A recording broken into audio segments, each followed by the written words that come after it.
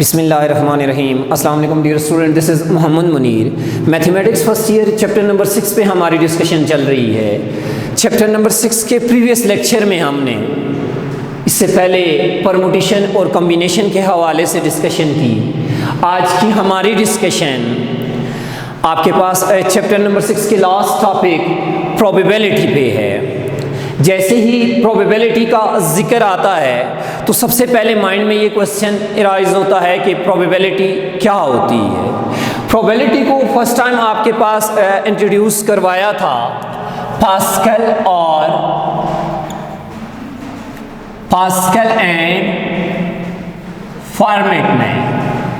अब हम प्रोबेबिलिटी की डेफिनेशन के हवाले से देखें तो प्रोबेबिलिटी की डेफिनेशन क्या है। Let S be the sample space. Let S be the sample space of random experiment and E be an event,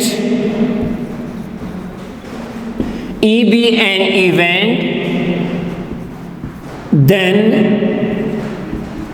the probability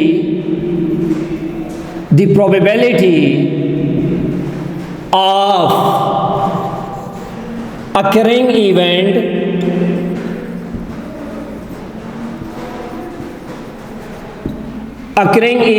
E will be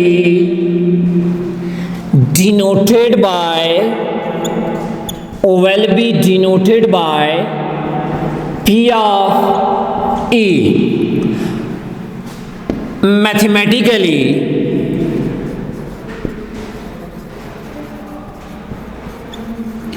it will be defined as probability of E that is equal to number of occurring event divided by number of sample space। हमने probability की definition में बात की let S be the sample space। आगे चल के हम sample space के हवाले से देखेंगे। आप रैंडम एक्सपेरिमेंट क्या होता है इस पे भी बात करेंगे एंड एन इवेंट के हवाले से भी देखेंगे। Then the probability of occurring event E will be denoted by P of E।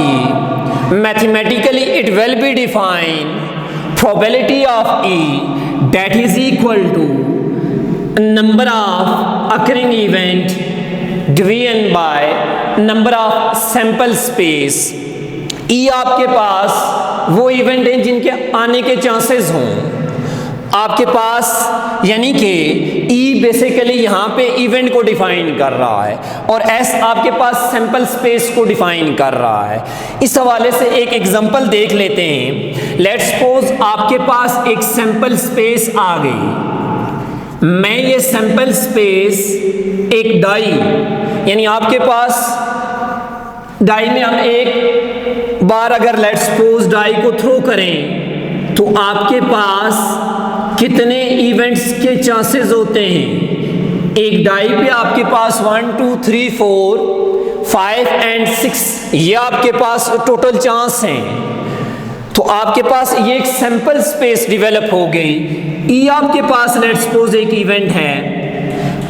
Let's suppose E एक बार थ्रो करने से 1 आता है तो आप यहाँ पे अगर प्रोबेबिलिटी निकालें number of sample space, total number of sample space 6 बन गए and number of occurring event आपके पास 1 आ गया तो प्रोबेबिलिटी आपके पास आ जाएगी that is equal to number of occurring event।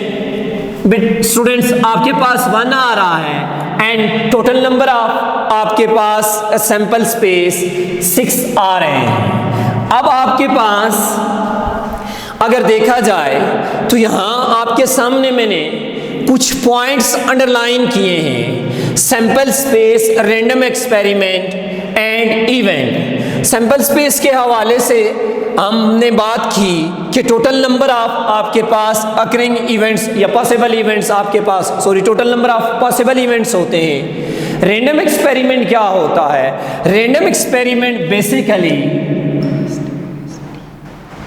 Statistic या स्टैटिस्टिकल एक्सपेरिमेंट की टाइप है। स्टैटिस्टिकल एक्सपेरिमेंट आपके पास दो तरह के होते हैं। एक को डिटर्मिनिस्टिक एक्सपेरिमेंट कहा जाता है एंड सेकंड आपके पास रैंडम एक्सपेरिमेंट कहलाता है। डिटर्मिनिस्टिक एक्सपेरिमेंट के हवाले से बात की जाए जिसमें आउटकम आपके पास जो आ रही हैं, हम लेट्स सपोज बात कर रहे हैं, लेट्स सपोज क्रिकेट मैच में कॉइन की, जब आप कॉइन टॉस करेंगे हेड या टेल आपके पास पॉसिबिलिटी है, ये आपके पास एक सैंपल स्पेस बनती है। अब आपके पास ये जो एक्सपेरिमेंट है इसको रैंडम एक्सपेरिमेंट कहा जाता है। इसमें आपके पास चांसेस होते हैं यानी हेड या टेल के, जबकि आपके पास डिटर्मिनिस्टिक एक्सपेरिमेंट वो एक्सपेरिमेंट होता है जिसमें आउटकम जो होती हैं वो एग्जैक्टली प्रिडिक्ट की जाती हैं। यानी आपके पास द एक्सपेरिमेंट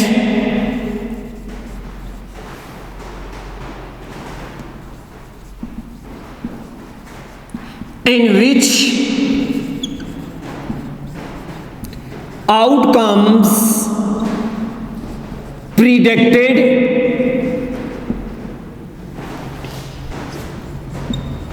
exactly, जिसमें आपके पास आउटकम प्रिडिक्ट की जाएं एग्जैक्टली, यानी आपके पास exactly in advance. Let's suppose इस हवाले से मैं एक एग्जांपल लिखता हूं, F is equal to M A, यानी आपके पास अगर if M and A are known then we can find out value of F, यानी हम we can find out F, हम यहाँ पे फोर्स को मालूम कर सकते हैं। ऐसे एक्सपेरिमेंट को डिटर्मिनिस्टिक एक्सपेरिमेंट कहा जाता है। जबकि आपके पास जो दूसरा आ जाता है इसकी सेकंड टाइप में, वो आपके पास है जी रैंडम एक्सपेरिमेंट। रैंडम एक्सपेरिमेंट कौन सा एक्सपेरिमेंट होता है? जिसमें आपके पास जो आउटकम है एग्जैक्टली नोन ना हो, यानी the experiment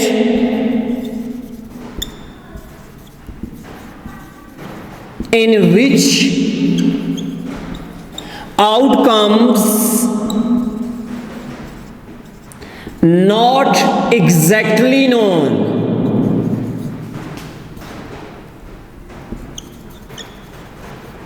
but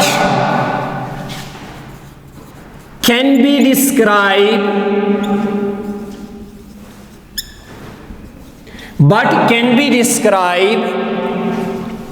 by probability distribution.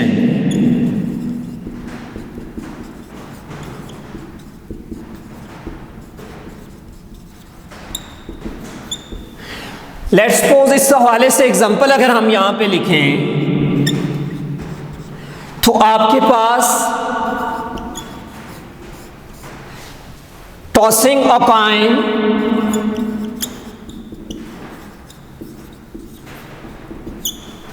Ten time, एक कॉइन को हम 10 टाइम टॉस करते हैं,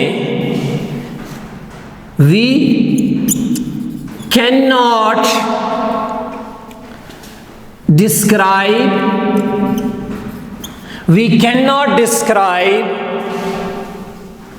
How many time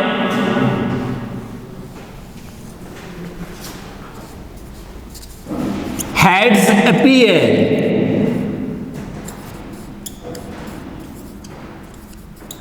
But can be defined या can be described the possibility of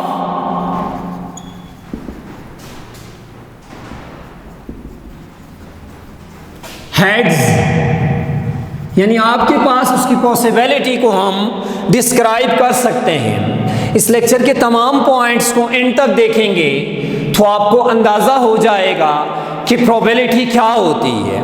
इसके बाद यानी रैंडम एक्सपेरिमेंट और deterministic experiment basically statistic experiment की टाइप हैं। हम प्रोबेबिलिटी के अंदर रैंडम एक्सपेरिमेंट की बात करते हैं। अब आपके पास नेक्स्ट जो है वो है सैंपल स्पेस।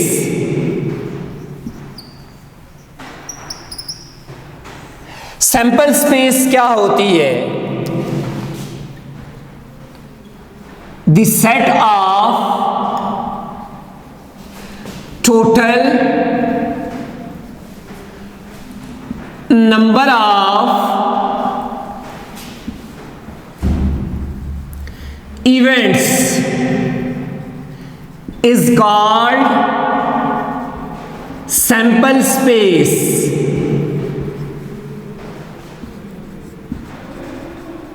Let's suppose आप एक कॉइन को टॉस करते हो तो उस केस में आपके पास जो सैंपल स्पेस बनती है वो आपके पास कॉइन के अंदर टोटल पॉसिबिलिटीज कितनी है? The set of total number of possible events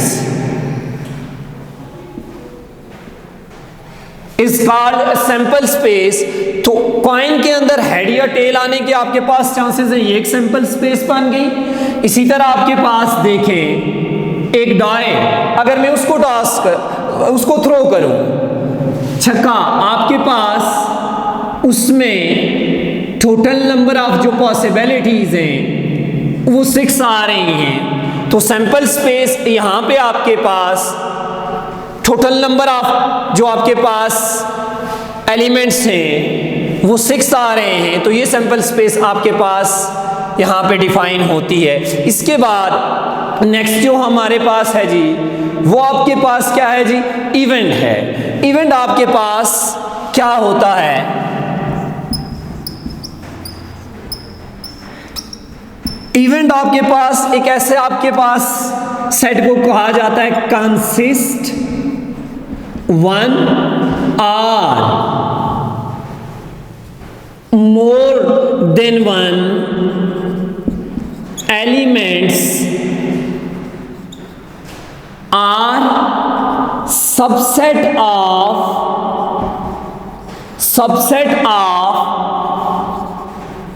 sample space. It's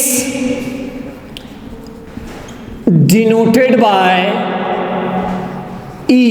यहां पे हम इवेंट को E से रिप्रेजेंट कर रहे हैं आपके इस चैप्टर में। जबकि एक से ज्यादा इवेंट की जहां पे बात की जाए तो हम उसको E1, E2, E3 से रिप्रेजेंट करते हैं।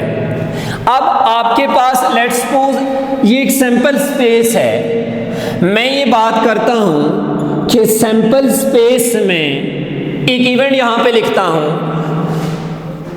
ये आपके पास जो सैंपल स्पेस है इसमें 8 आपके पास पॉसिबिलिटीज 1, 3, 5। एक और सैंपल स्पेस अगर डिफाइन करूं इवन पॉसिबिलिटीज 2, 4, 6, तो आपके पास ये यानी आपके पास जो चीज अकरिंग यानी आपके पास सैंपल स्पेस के अंदर जो एलिमेंट हैं उनमें आपके पास जो एलिमेंट्स मौजूद हैं उनके आने की जो पॉसिबिलिटी है उससे जो डेवलप होता है हम उसको इवेंट कहते हैं। इवेंट 2 तरह के होते हैं। एक आपके पास कहलाता है सैंपल इवेंट और दूसरा आपके पास कहलाता है कंपाउंड इवेंट।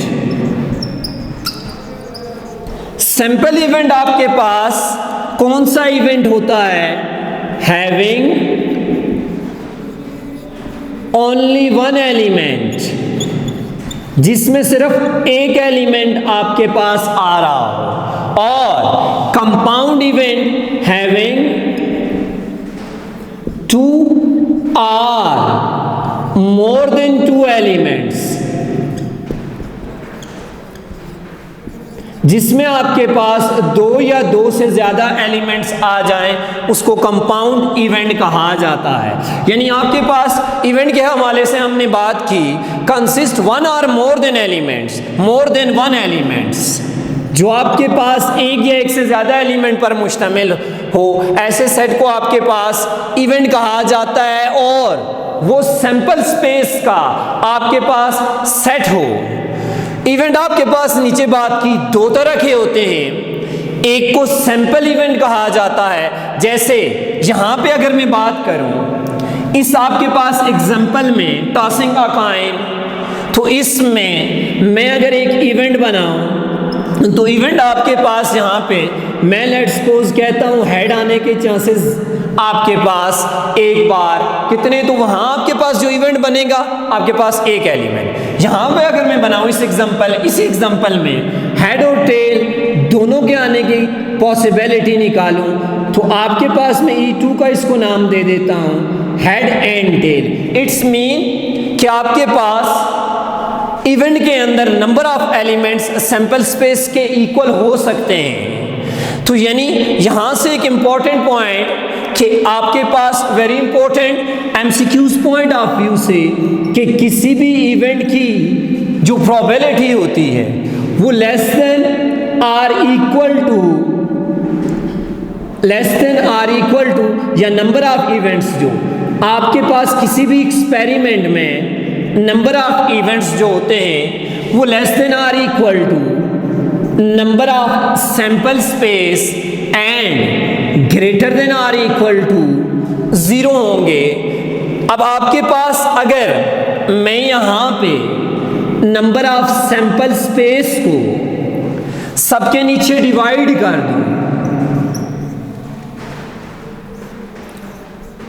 तो यहां से आपके पास एक इनइक्वालिटी डेवलप होगी। हमने लिखा था प्रोबेबिलिटी के मुतालिक, प्रोबेबिलिटी की डेफिनेशन में number of occurring events division by number of sample space is called probability of an event. तो यानी यहाँ आपके पास नंबर ऑफ अकरिंग इवेंट 0 हैं, तो ये आपके पास 0 डेवलप हो गया, which is less than or equal to probability of E. ये चीज आपके पास प्रोबेबिलिटी ऑफ ई के इक्वल है। And less than or equal to number of sample space आपके पास यहां से इक्वल आ रहे हैं, एलिमिनेट हो जाएंगे तो 1 बच जाएगा। तो यहां से हमें ये पता चला कि प्रोबेबिलिटी किसी भी इवेंट की greater than or equal to 0 होती है and less than or equal to 1 होती है।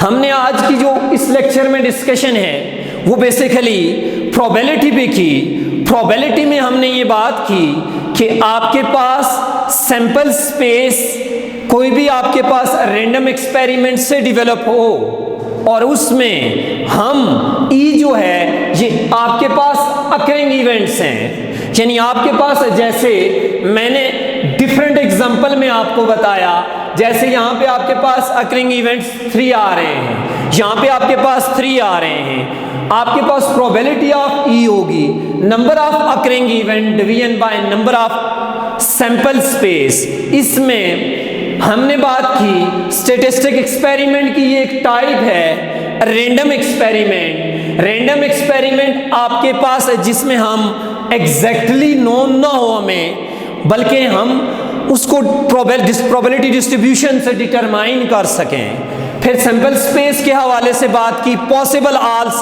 आपके पास element of set, then event आपके पास जो सबसेट ऑफ सैंपल स्पेस होता है एंड सैंपल इवेंट जो आपके पास एक एलिमेंट पर मुश्तमिल हो, कंपाउंड एक से ज्यादा। नेक्स्ट पार्ट तक इजाजत दीजिए। अल्लाह हाफिज।